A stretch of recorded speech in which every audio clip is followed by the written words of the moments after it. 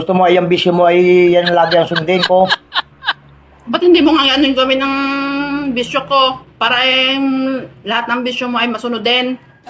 Alam mo yan ang bisyo ko? Bago ay hindi mo pa lagi mapagbigyan. Nakita mo pagod nga ako. Kahapon. Maghapon ako nagtrabaho. Trabaho, ang trabaho mo? Manok mo? Ganyan ka talaga eh. Pag hindi talaga napagbigyan niyang gusto mo eh, mainit ang ulo mo. Eh, talaga, wala nang pakinabang yung maliit na nga, pinagdadamot pa. Nagkakalaan na nga lang. Paano Mamura. na yan sa manok yung ano mo?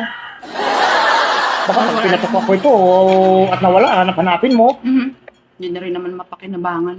Wala ka nang ginawa kundi magsinabong. Minsan lang naman lambing lang naman sa iyo.